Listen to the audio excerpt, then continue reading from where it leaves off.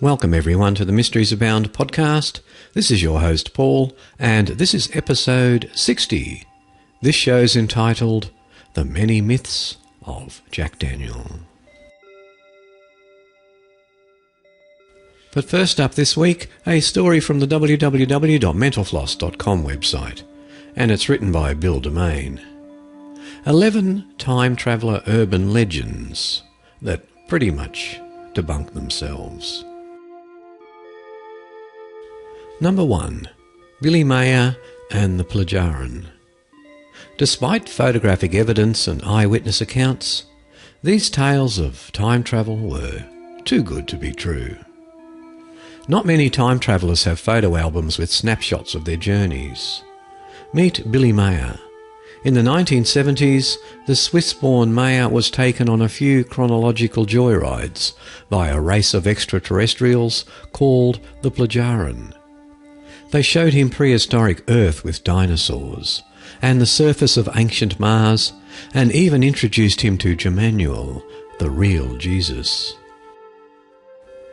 Mayer's holiday pics of the Plagiarin spacecraft turned out to be an inventively decorated garbage can lid.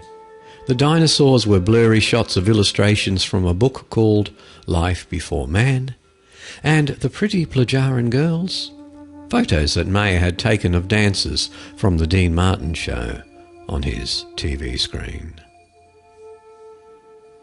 Number 2. Rudolph Fentz. In 1950, a man with mutton chop sideburns and Victorian-era duds popped up in Times Square. Witnesses said he looked startled, and then a minute later he was hit by a car and killed. On his person, the police found 19th century money, a letter dated 1876, and business cards with his name, Rudolph Fentz. None of these items showed signs of ageing. A Mrs. Rudolph Fentz was tracked down. She was the widow of Rudolph Fentz Jr., and the story went that Junior's dad disappeared mysteriously in 1876. Weird, right? Eventually it was discovered that this urban legend originated from a 1950 short story written by Jack Finney. Finney would go on to write the classics Invasion of the Body Snatchers and Time and Again. Number 3. John Titor. How's life in the year 2036? Food and livestock is grown locally. People spend much more time reading and talking together face to face. Religion is taken seriously, and everyone can multiply and divide in their heads. That's an entry from John Titor. Titor, a traveller from the future, first showed up on internet discussion boards in the year 2000, making predictions about the years ahead. In 2001, he returned to the year 2036. Most of his predictions did not come true. Number 4. The Chronovisor. Not so much time travel as time voyeurism. The Chronovisor, a magic television camera that could tune into times and places from the past, was invented in the 1950s by a Benedictine monk named Father Pellegrino Ernetti. He used it to film the crucifixion, and that footage, along with the chronovisor itself, is now reportedly hidden away in the vaults of the Vatican. Number 5. Henry Fonda. In the 1948 movie Fort Apache, there's a brief moment when Fonda's character appears to be checking his stagecoach route on an iPhone. Well, notepads can sometimes look like iPhones. Number 6. Andrew Carlson. The alarm bells went off on Wall Street, and with the SEC in 2002, when unknown investor Andrew Carlson quickly parlayed $800 into $350 million via some high-risk stock trades. Carlson was arrested. He confessed that he was from the year 2256. It turns out that the story originated from that ever-sensational source of fakery, the Weekly World News. 10 years on, the story is still being reprinted and circulated. Number 7. The 1941 Hipster. In the midst of a hat and suit crowd shown in a photograph from 1941, there's a young man who seems wildly out of place. He's wearing new wave sunglasses, what appears to be a t-shirt, and he's holding a portable camera. Turns out the sunglasses were unusual, but not unknown at the time. The tee was a letter sweater, and the camera was a Kodak folding pocket model. Still, that was 10 years before the concept of the teenager was born. So give the young dude props for being ahead of his time in self-expression. Number 8. John Krasinski. Could Jim from The Office be a time traveller? Or maybe a vampire? When an 1835 portrait painting by Danish artist Kristen Kobke was noted to bear a striking resemblance to actor John Krasinski, the story went viral.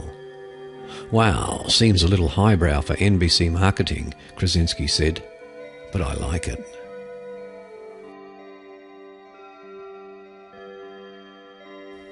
Number 9. The 1928 Cell Phone Lady. A woman walks through a film premiere crowd in Los Angeles talking on her cell. Not so remarkable? Until you consider the year is 1928. The clip from bonus material on a DVD of Charlie Chaplin's The Circus hit the internet in 2010. Never mind the obvious questions about non-existent satellites and cell towers back in the Jazz Age. The device was most likely an early hearing aid. Still, the clip is mind-teasingly fun to watch. Number 10. The Philadelphia Experiment. According to legend, in a secret experiment done in 1943, the US Navy was able to render the destroyer, USS Eldridge, invisible, then dematerialize it and transport it from Philadelphia to Norfolk, Virginia, and back again. One account insists the ship went backwards in time by a full 10 seconds, though how that was determined is still sketchy. The experiment reportedly had terrible side effects, such as causing sailors to remain invisible. Secret government projects often foster all kinds of fanciful tales, but this one has endured and was even the basis of a 1984 movie.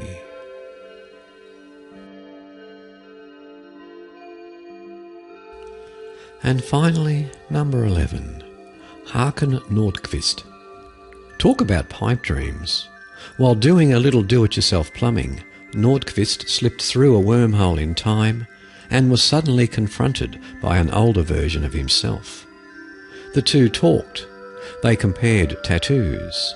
They bonded, and Nordqvist filmed it on his phone.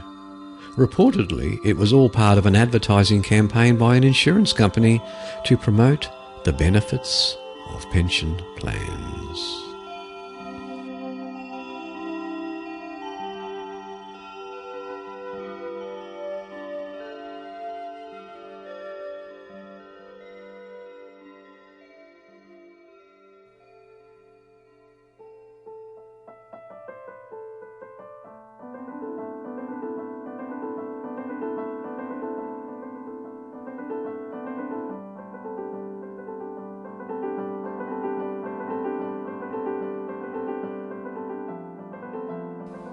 On a Sunday night in May 1935, Victor Lustig was strolling down Broadway on New York's Upper West Side.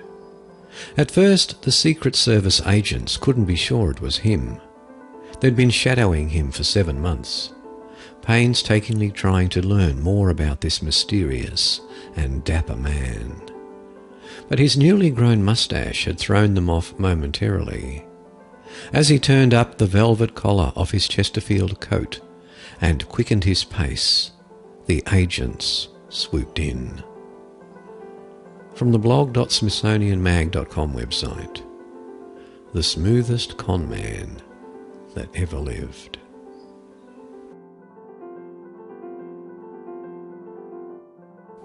Surrounded, Lustig smiled and calmly handed over his suitcase.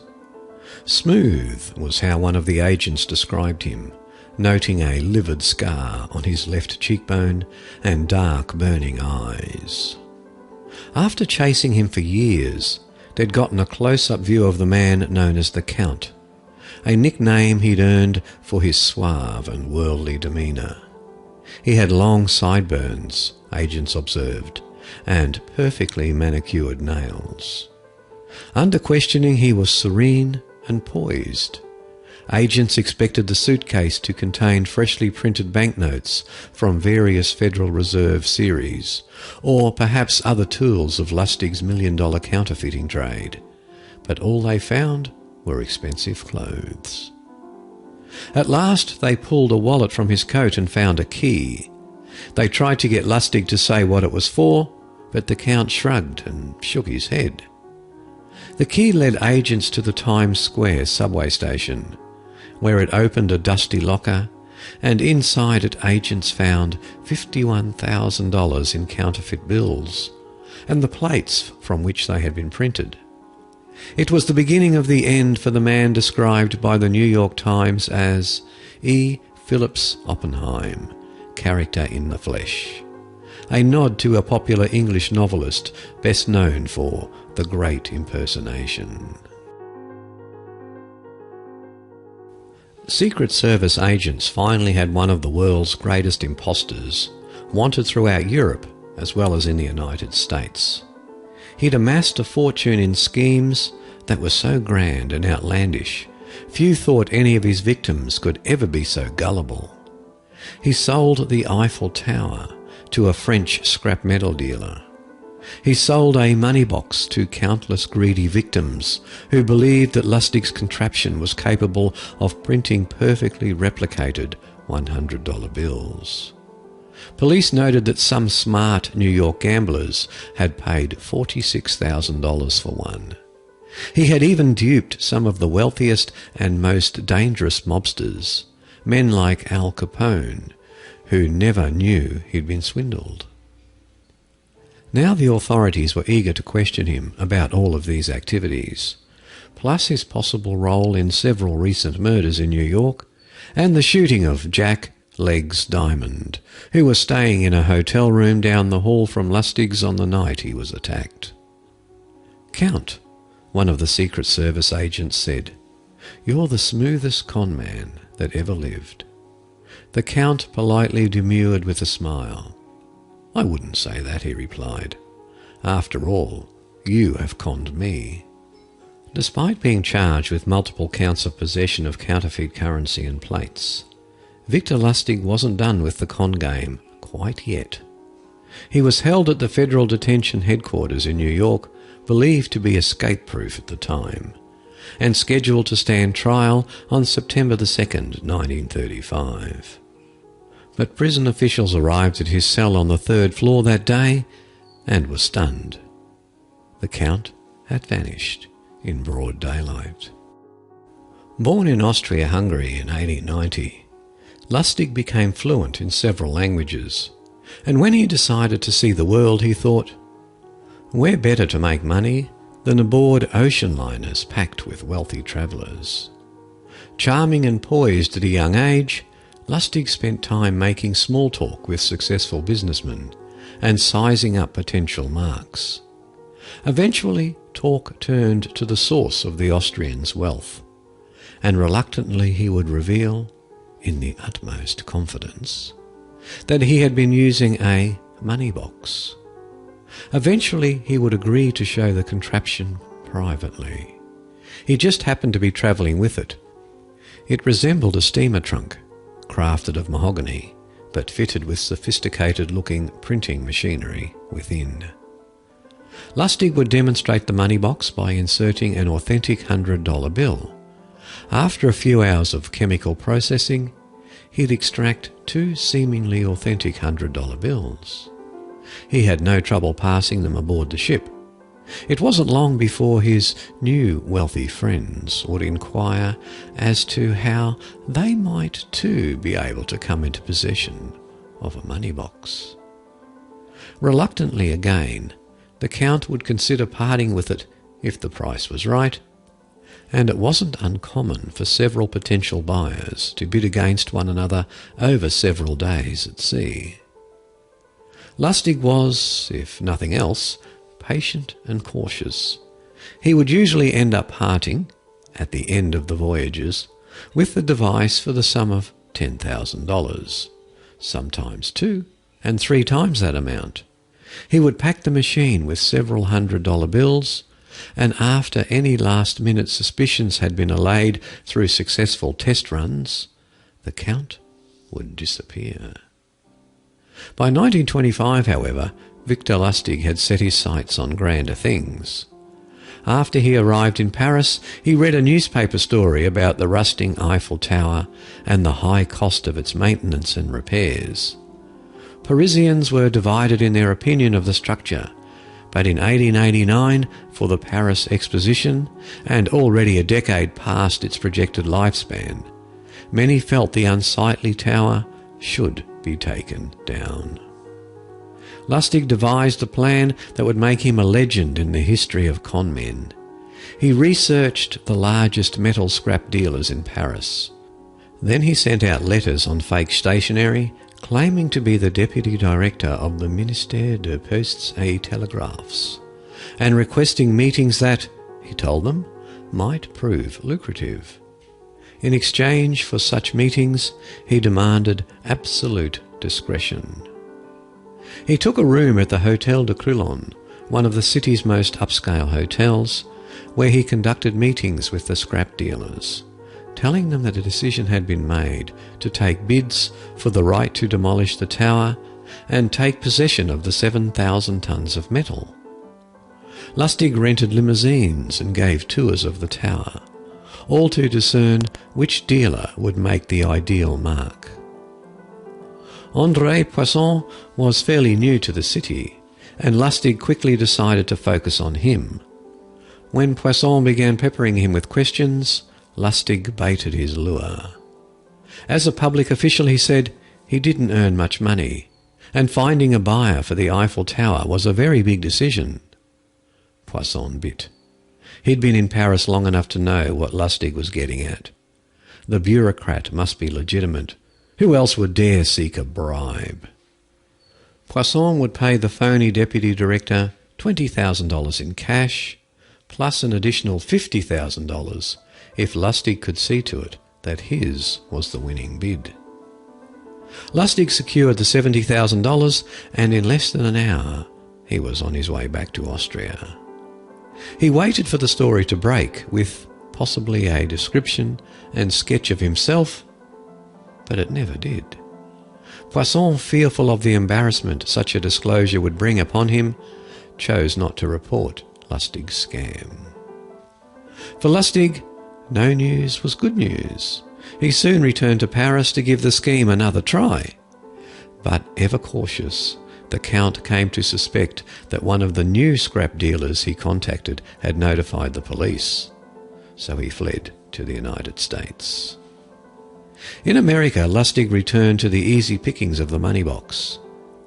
He assumed dozens of aliases and endured his share of arrests. In more than 40 cases he beat the rap or escaped from jail while waiting trial, including the same Lake County, Indiana jail from which John Dillinger had bolted. He swindled a Texas sheriff and a county tax collector out of $123,000 in tax receipts with the money box gambit.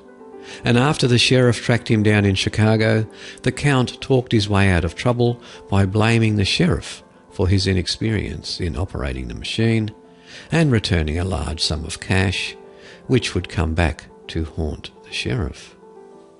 In Chicago, the Count told Al Capone he needed $50,000 to finance a scam and promised to repay the gangster double his money in just 2 months. Capone was suspicious but handed his money over. Lustig stuffed it in a safe in his room and returned it 2 months later, The scam had gone horribly wrong, he said, but he had come to repay the gangster's loan. Capone, relieved that Lustig's scam wasn't a complete disaster and impressed with his honesty, handed him $5,000. Lustig never intended to use the money for anything other than to gain Capone's trust. In 1930, Lustig went into partnership with a Nebraska chemist named Tom Shaw, and the two men began a real counterfeiting operation using plates, paper and ink that emulated the tiny red and green threads in real bills.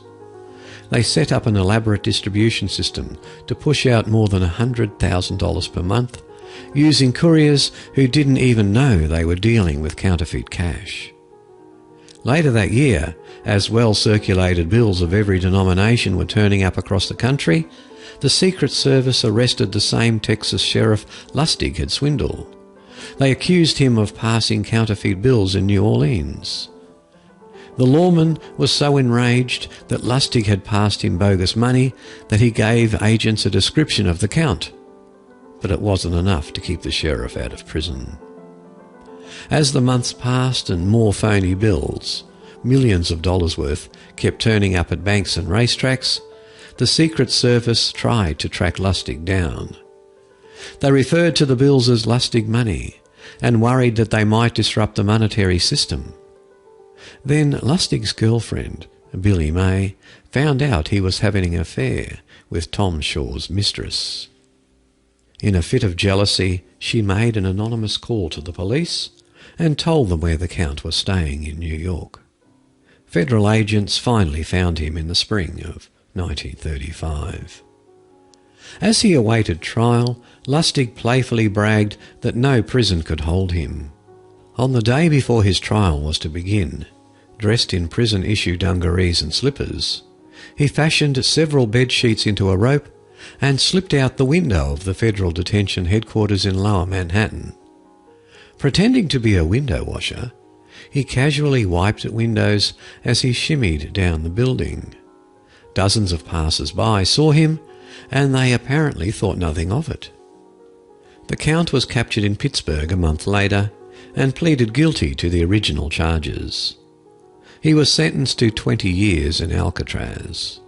On the 31st of August 1949, the New York Times reported that Emil Lustig, the brother of Victor Lustig, had told a judge in a Camden, New Jersey court that the infamous Count had died at Alcatraz 2 years before. It was most fitting.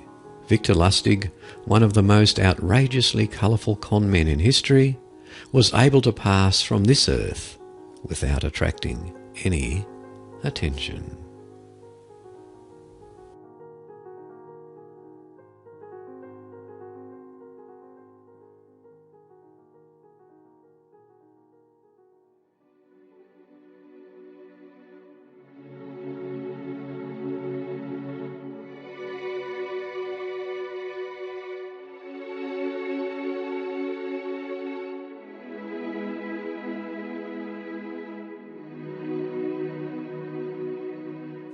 From the www.weirdus.com website, Pennsylvania's Mysterious Pyramids. By the side of a small side road between Quakertown and Dublin in Bucks County stands a memorial garden that's no longer open to the public. It used to be a place of quiet reflection and peaceful meditation, but the group that ran it closed down and painted no trespassing signs all around it. Much of the garden is now hidden behind overgrown shrubs, but poking through the undergrowth are two large pyramids, and a mystery that goes back hundreds of years. The land is owned by a Christian mystical sect called the Fraternitas Rosicrucis, literally translated as the Brotherhood of the Rose Cross. They're better known as the Rosicrucians, and they have been a secretive but major presence in Pennsylvania since before the Revolutionary War. The Bucks County property with the pyramids is a place of worship and a training facility, but nobody outside the order really knows what goes on there. From the roadside you can sometimes hear chants and catch a tantalising glimpse of people in robes. But apart from that, the place is veiled in mystery. Anyone wandering around the property without permission is reportedly chased off. Like many secretive organisations, the Rosicrucians deal in symbols. Pyramids loom large in their symbology, and even their name contains two powerful ciphers. The cross obviously reflects their Christian beliefs, but the rose has more ancient pagan origins. In Roman times, this flower was a symbol of secrecy. The legend went that Cupid gave Harpocrates, the god of silence, a rose in exchange for keeping Venus's secrets. Roman banquet rooms were decorated with roses as a reminder to keep any confidences that were spoken under the influence of wine.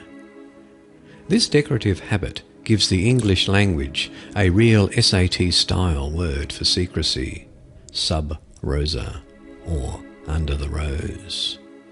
Of course, this veil of secrecy means that it's hard to get any solid details about the Rosicrucian order, but one or two elements are clear. The order grew in Germany with the 1614 publication of a book called Fama Fraternitas, describing the travels of a symbolic figure called Christian Rosenkreuz through Damascus, Egypt, and other biblical places. In these travels, the mythic character gathers the secret wisdom of the order whose true origins and nature are now lost to anyone outside the order. The book attracted many mystical Christian groups, such as Gnostics, Pythagoreans, Magi, and Freemasons, into an umbrella organisation that shares many secret symbols. The most obvious symbol is the pyramid, which features prominently in Rosicrucian architecture.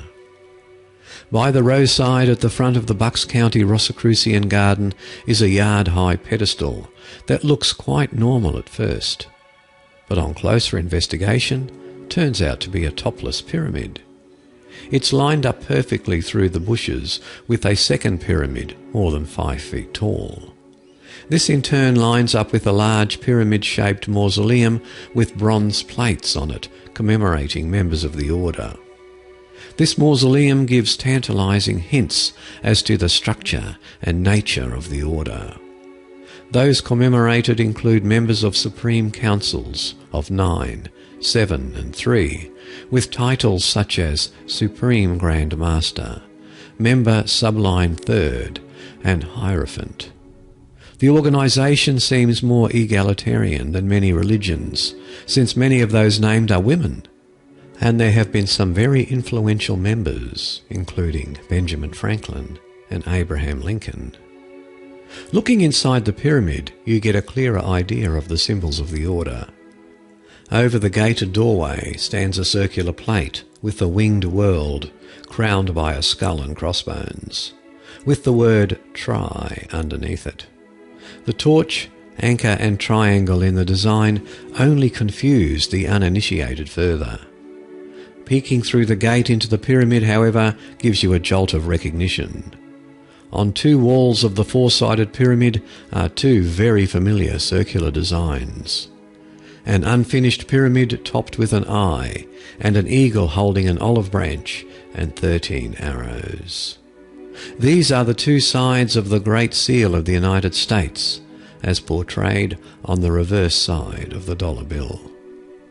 So why are these seals hidden inside a Rosicrucian monument? Is the order tipping its hat to the United States? Is it worshipping the almighty dollar?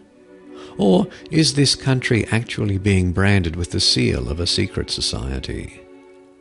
One piece of evidence at the Bucks County site leads to an inescapable conclusion. It is cast in bronze and screwed to the outside of the pyramid, and it's the name of a prominent Council of 9 member, Benjamin Franklin. If one of the founding fathers of the country was a celebrated Rosicrucian, why wouldn't the symbol of the new nation and its currency reflect that affiliation? So next time you look at the all-seeing eye in the sky on a dollar bill, Remember that there's a similar eye inside a pyramid near Nokamixon State Park. And take time to wonder what other secrets might be hidden there beneath the rose. The Pyramids of the Rosy Cross. I spent about a month researching our local cult, a brand of people up in the woods who dress in medieval robes and perform strange rituals at night. Turns out they're a church of Rosicrucians, a Christian mystical sect started in Europe in the 1100s with the Knights Templar and brought to the New World by German immigrants. A band of them have set up shop right in my backyard. Their church and grounds are hidden back in the woods and have a lot of beautiful, if bizarre, buildings on the site. A grey stone pagoda, a tiled pyramid that may be a tomb for a founding member, and a utility shed with a giant lightning rod. They have a huge white Greco-Roman temple way back in the woods. I and others have visited the temple a few times. At the summer solstice, they stand around the pyramids in ceremonial robes and chant loudly. I have seen this and was subsequently chased away by these people. They are strange and unfriendly, but not really dangerous.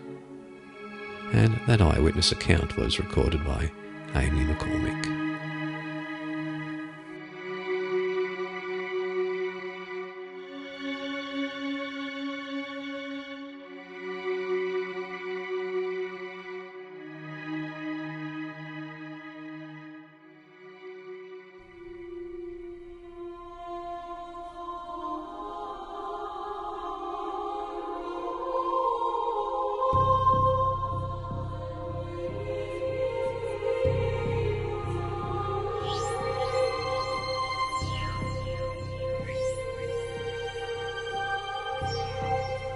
Tradition has it that on Friday, the 28th of September, 1900, in Alexandria, Egypt, a donkey hauling a cart full of stone made a misstep and disappeared into a hole in the ground.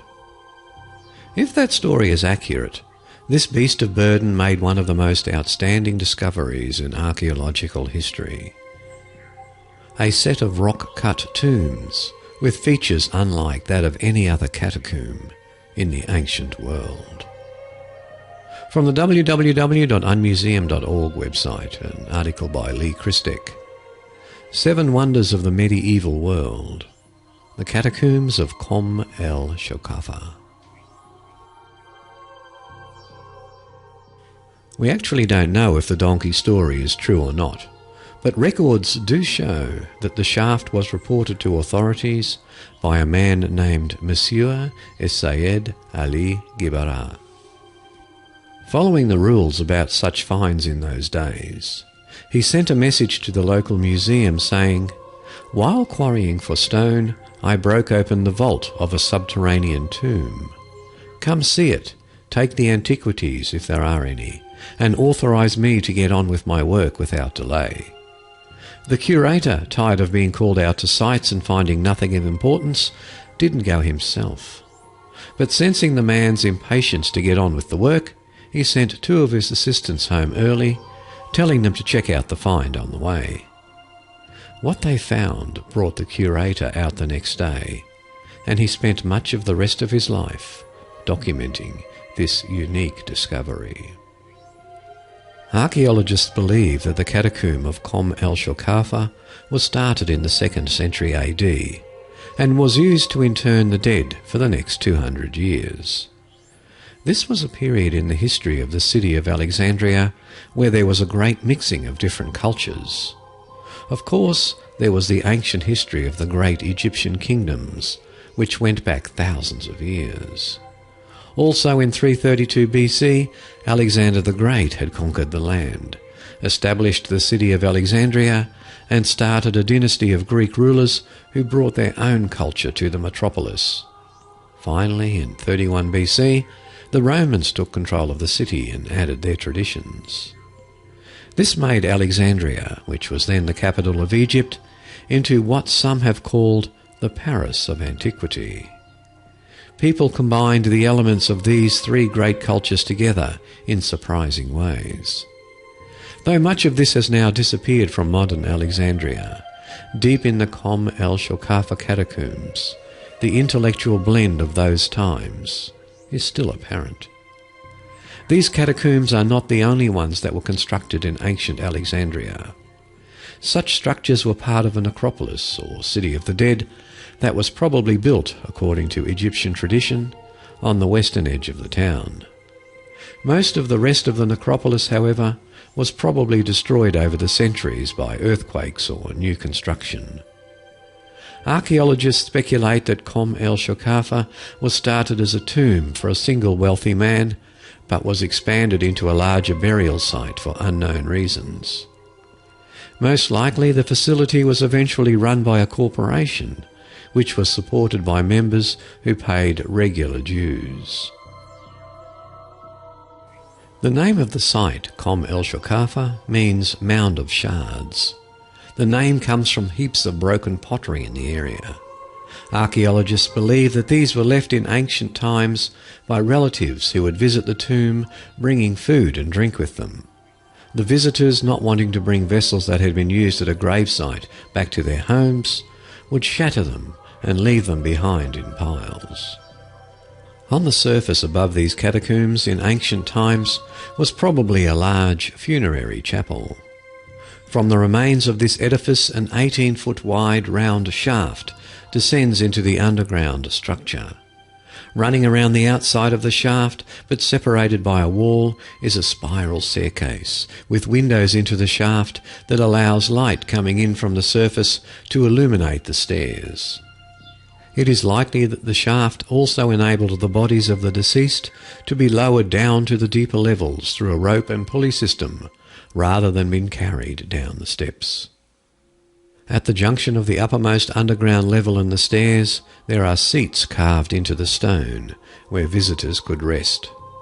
A short passage from here leads to the rotunda room, which overlooks a round shaft that continues down to the lower levels.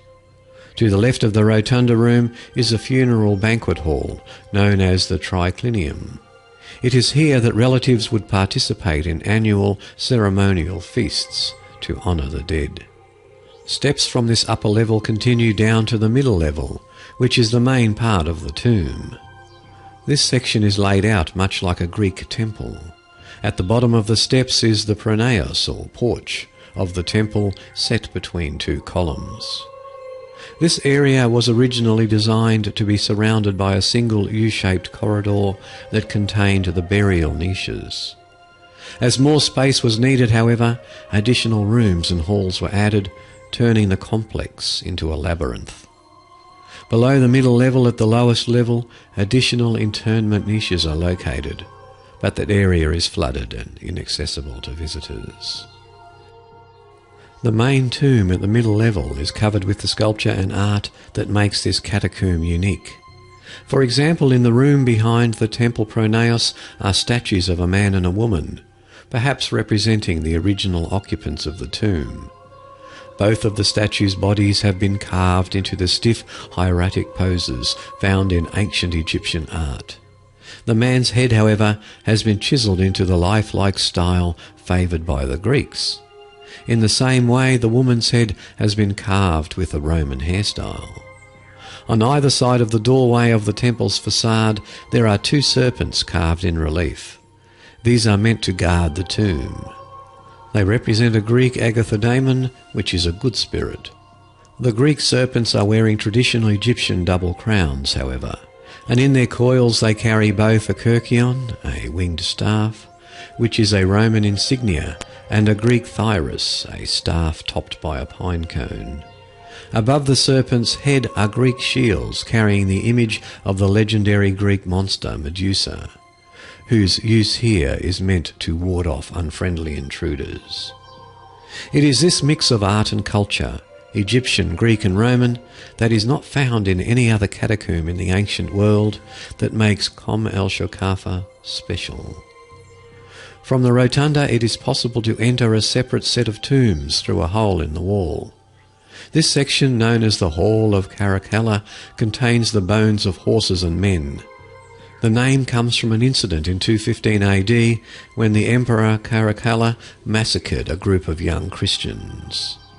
While we do know that such a massacre did occur, there is no actual evidence that the remains in the hall are related to that incident. Why the men and horses are buried together in the hall continues to be a mystery. The fact that this set of tombs serviced several different cultures can also be seen by the modes of interment themselves. The tomb has many sarcophagi for the placement of mummies in the Egyptian tradition, but also numerous niches meant to hold the remains of those who chose to be cremated in the Greek and Roman style.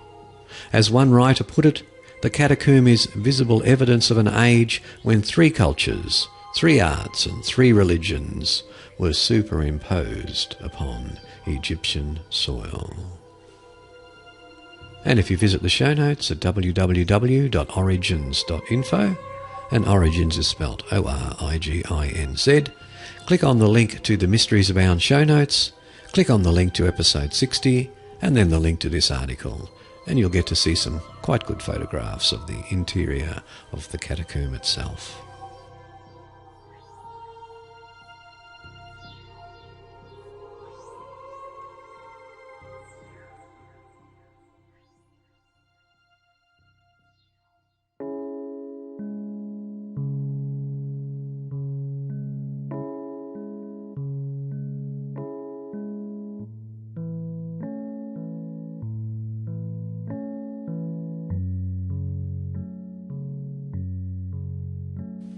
In Lynchburg, Tennessee, tales of Jack Daniel are taller than Paul Bunyan on a step stool.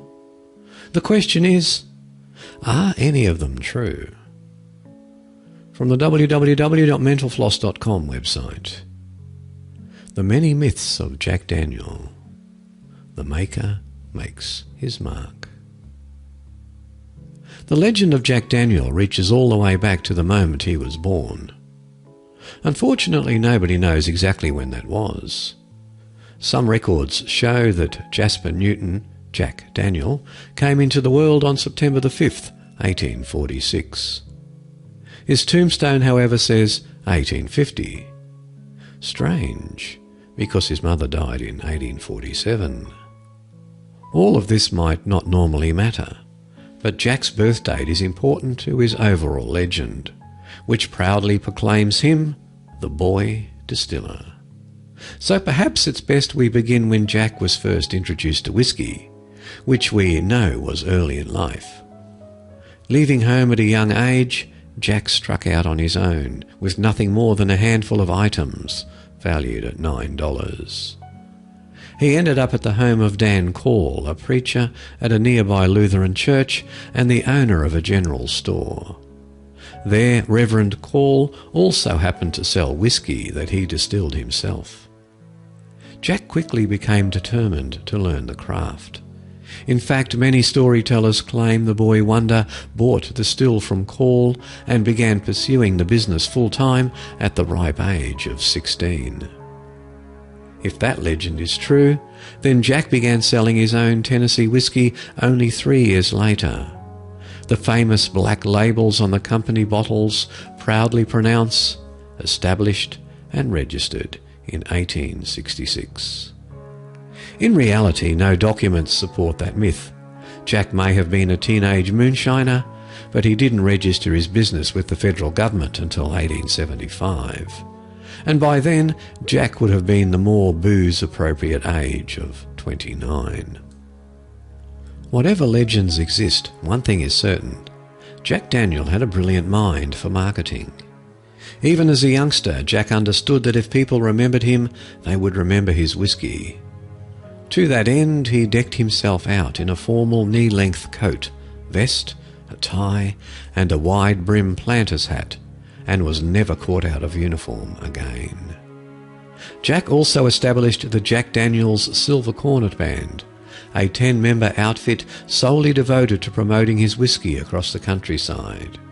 With uniforms and instruments from the Sears and Roebuck catalogue, and a specially designed wagon for travelling, Jack made sure the band played every saloon opening, 4th of July celebration and political rally around. But perhaps Jack's most brilliant decision concerned how to present his whiskey. From the beginning, Jack had been one of the first sellers to stencil his distillery name on his whiskey jugs. Next, he upgraded to round, custom-embossed bottles. But when a glass salesman showed him a prototype square bottle in 1895, Jack realised he'd stumbled upon something unique. The new bottles not only stood out from the crowd, but also had a shape that would prevent them from rolling around and breaking during transport. In addition, the square look reinforced the idea that Jack was a square dealer who put honest work and high standards first. Whatever effort Jack Daniel put into his marketing, he never let quality slip. In 1904, the distiller decided on a whim to enter his whiskey in the taste competition at the St. Louis World's Fair. It came as little surprise when he won. Perhaps Jack's greatest coup was the name he gave his high-quality product, Old No. 7. Naturally, nobody seems to know why. The official historian at the Jack Daniel Distillery today says it's the most oft-asked question on factory tours. As you might imagine, many theories have been advanced. Jack had 7 girlfriends. Jack believed the number 7 was lucky. Jack was honouring a merchant friend who owned 7 stores that distributed Jack's liquor. Jack misplaced a batch of whiskey for 7 years, and upon finding it, labelled it Old No. 7. None of these stories, however, makes as much sense as the less-than-sexy explanation from Jack Daniel biographer Peter Crass. Simply put, Jack was originally assigned a district tax assessment number of 7. But when the IRS consolidated districts within Tennessee, they arbitrarily reassigned him the number 16.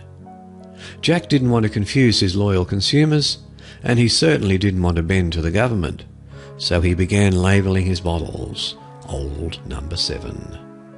More than 125 years later, this act of defiance still makes his label stand out. Jack Daniel never married. Some say it's because he was married to his work. Others say it's because he never found a girl who measured up to his high standards. Or perhaps it's just that he was too busy catering to the greater Lynchburg population, throwing elaborate Christmas feasts, hosting exquisite costume parties in his second-story ballroom, and donating money to every church in Moore County. But by all accounts, Jack was quite a ladies' man. He was a perfect dance partner, a polite conversationalist, and a fantastic gift-giver. Unfortunately, he also gravitated towards girls young enough to be his daughter, or even granddaughter. Once Jack even asked for a woman's hand in marriage, but her father denied him, partly because Jack enjoyed keeping his own legend alive and always hesitated to reveal his true birth date. When Jack proposed, her father made it clear that any man unwilling to disclose his age was a little too old for such a young girl.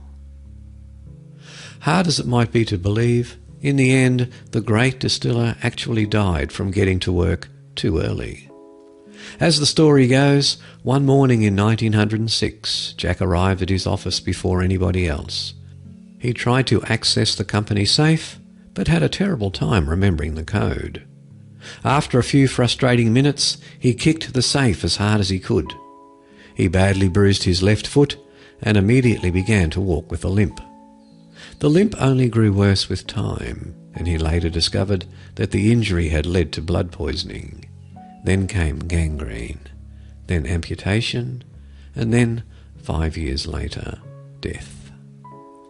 It's not the happiest ending for the story or the clearest cut, but it is the best because it adds to the mystery and mystique of Jack Daniel. As they say, where facts cannot be found, legends fill the empty space.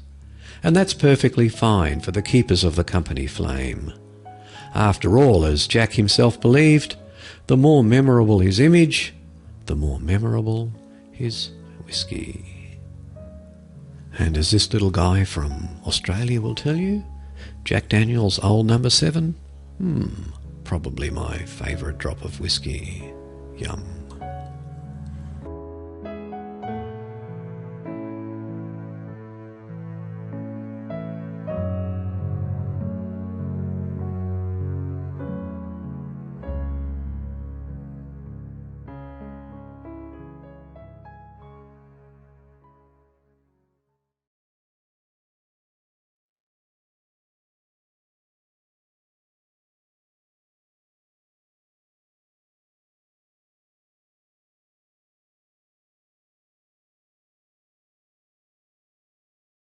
And for those long-time listeners of Mysteries Abound podcast, you'll know that Forbidden by Rob Costlow has tended to become sort of my theme for stories of the paranormal.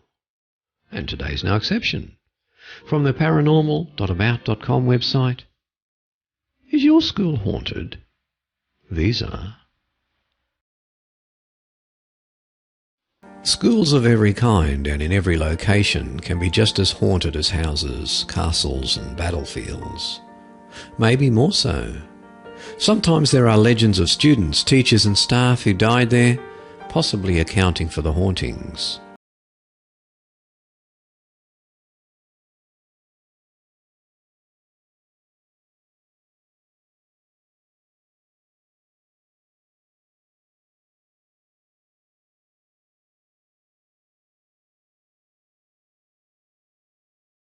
For a number of years, CV worked at a daycare school and had many times heard stories about the ghost of a little boy who occasionally appeared there. For example, when a number of children were waiting outside for their parents to pick them up, he would stand among them, confusing the staff as to how many children were actually there. CV was sceptical about these stories until a friend had a first-hand experience with the little ghost. On this particular night, CV and a friend and her husband were at the school helping to set up the kindergarten for the new school year. It was about 8 p.m. when the husband came in from outside and said that he had seen a little boy out there. He tried to talk to him, but got no response. He assumed it was the son of one of the other co-workers, and he told her that she should keep an eye on him because it was getting dark and cold outside. The co-worker just gave him a puzzled look and said she didn't know what he was talking about. The man looked towards the door of the back room where the child stood looking at him, and again asked the co-worker why she would let her son run around outside in the cold and dark. Now a bit miffed, the co-worker replied that she had not brought her son with her. As the man looked towards the door again, the child was now gone. Sometime later, an alarm system with video surveillance was installed in the school. One day the director called in some of the co-workers to tell them they had something on tape, CV says. They had actually caught footage of the nursery door open very slowly, then close, without anyone being there. The time of the recording was 3 a.m, and the alarm never went off.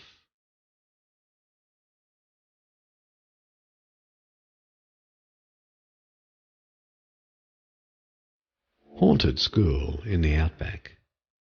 It was 1993. Deb was in Year 9 at a school in a remote part of Australia. It was March, when the days in Australia were getting shorter and the weather cooler. Deb's class and the Year 8 students were enjoying a sleepover at the school. The school was called Kangaroo Inn, named after some old ruins that were nearby. The rock walls and a window frame were all that remained of the old inn, constructed and used during the gold rush, Deb says. Apparently the Chinese couple who ran the inn were buried under the school somewhere, but no one knew for certain. Deb was put on cooking duty, barbecuing sausages and patties for tea. At around 6:30 p.m, some of her mates came down to ask how long tea was going to be. As I was cooking the barbecue, she says, I heard a dog barking. There were no dogs at the school. I could hear the bark coming from inside. I was about to investigate when a little dog, a Jack Russell I think, popped out of the wall. It ran around barking, then headed over to the tech studies room and ran through the wall into the room. This was no child's imagination. One of the teachers who was staying with the children on the overnight came out to find the dog he heard barking. Deb told the teacher what she saw, and the teacher replied, "Well, this school is supposed to be haunted, but not by a dog." When they heard the barking again, they all ran to the other side of the tech studies building. To their astonishment, the dog was standing half in the wall, barking. "We couldn't see his tail or hind legs," Deb recalls. While we watched, an orb floated out of the wall, glowing green. The dog followed it, barking constantly. By this time, 3 other students and 1 other teacher were witnessing the phenomenon. Then dog and orb floated up into the air and were lost from sight in the darkening skies. "I have never seen anything like this since," Deb says. But some Year 12 students supposedly caught video footage of a green orb earlier on, around 1988 or 1989. Also, some teachers reported being shaken by the shoulders or felt cold spots when locking up the school late at night, when sleepovers or events at the school happened after school hours. I guess my old school was haunted, but whatever was happening never hurt anyone, just freaked us out.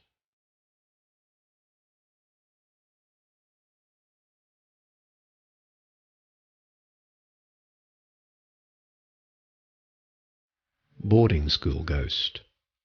Christina was attending a boarding school in Fort Apache, Arizona back in October 2006. It was her first year at the school, but one of her best friends had been there for 3 years and had a number of spooky experiences there.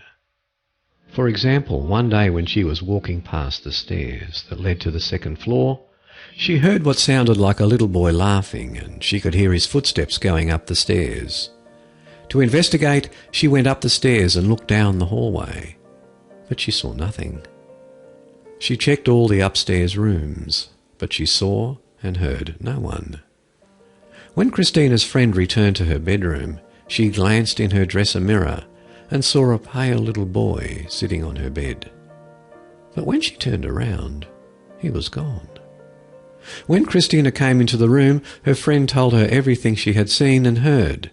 She described the little apparition as having blonde hair, a pale face, and was wearing a striped shirt and faded blue pants. "I believed her," Christina says. "I wanted to see this ghost boy, so I would sit on the bottom of the stairs for about an hour every day. I heard nothing for about a week, and then I gave up." 2 weeks later, however, Christina had her own encounter with the ghost boy. One morning she had just gotten out of the shower and went into her room to put her shampoo and towel away. "I opened the closet to hang my towel on my closet door," she says, "and when I was about to close the door, I saw him, the little boy."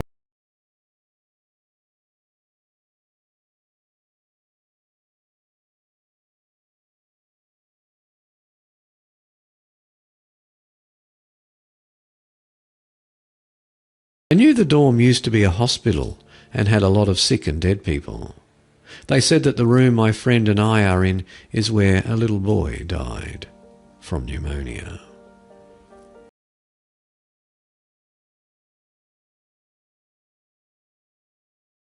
Kate was also at a boarding school where she had her haunting experience.